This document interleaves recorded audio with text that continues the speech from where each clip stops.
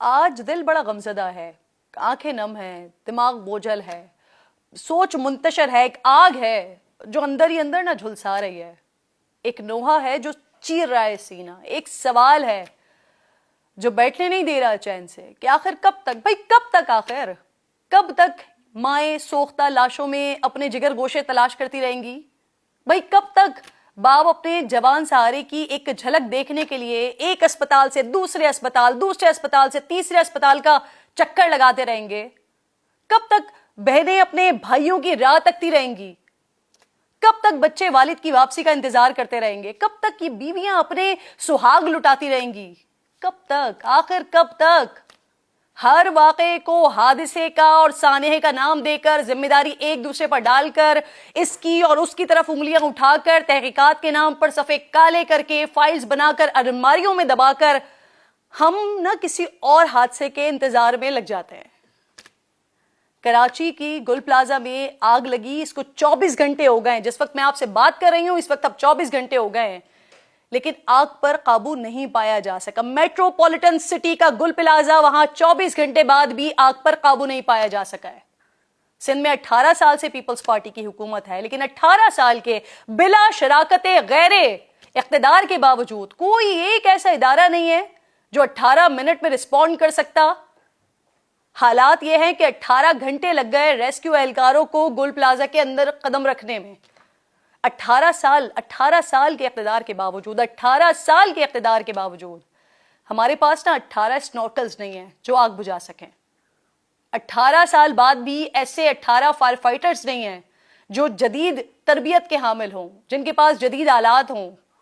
اس وقت بھی جو موقع پر گاڑیاں موجود ہیں جو آگ بجھا رہی ہیں، ان میں سے بیشتر 2021 میں پاکستان تحریک انصاف کی حکومت تھی، وفاقی حکومت نے خرید کر فائر بریگیڈ حکام کے حوالے کی تھی۔ لیکن اگر بات آتی ہے پھر بیانات کی، تو بھائی کیا لاہور، کیا اسلام آباد، کیا کوئی اور شہر، ہمارا مقابلہ تو صوبے سے ہے ہی نہیں، ہمارا مقابلہ تو دنیا سے ہے۔ اب آئے گا غصہ کہ آپ اتنا بڑا حادثہ ہو گیا ہے، آپ اس پہ پوائنٹ اسکورنگ کیوں کریں؟ تو حضور پھر کیا کریں؟ آپ کے 18 سال کی بات تو فنگر پوائنٹس پر ہونا چاہیے تھا۔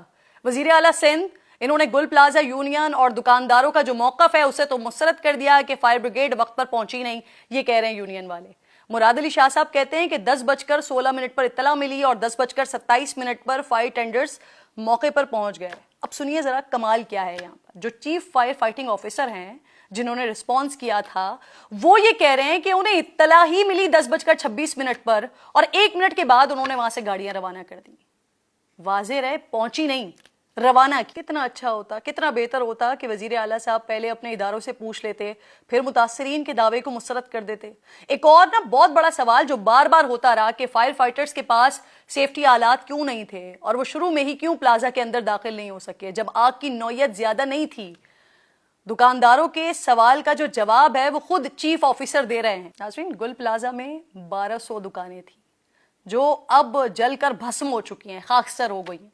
اربوں کا سامان کوئلہ ہو چکا ہے، عمارت کے کچھ حصے گر گئے ہیں، باقی انتہائی مخدوش ہیں۔ 6 میں سے 4 لاشوں کی شناخت ہو سکی ہے، باقی 2 کا شاید ڈی این اے کے بعد ہی اب پتہ چل سکے گا۔ جو اب تک اطلاعات موصول ہو رہی ہیں اس کے مطابق حکومتی ہیلپ ڈیسک پر 60 افراد کے لاپتہ ہونے کی شکایات درج ہوئی ہیں۔ اندر مزید کتنے لوگ ہو سکتے ہیں اس حوالے سے بھی کچھ نہیں کہا جا سکتا ہے۔ ان لاپتہ افراد کے ساتھ ایک شخص اور بھی ہے جو نہیں مل رہا تھا، معلوم نہیں تھا کہ وہ کہاں پر ہے، حالانکہ اس کا دفتر گل پلازا سے صرف چند منٹ کی دوری پر ہے۔ جو لوگ کراچی کی ایم جناح روڈ کی سڑک کو جانتے ہیں وہ جانتے ہیں اس شخص کا دفتر کتنا دور ہے۔ جہاں آگ نے اربوں کا نقصان کر ڈالا، اگر وہ شخص پیدل نکلنا چاہتا تب بھی یہاں پر پہنچ جاتا، اور اگر شہر کے کسی اور کونے میں ہوتا تب بھی 1 سے 2 گھنٹے اس سے زیادہ نہیں لگتے۔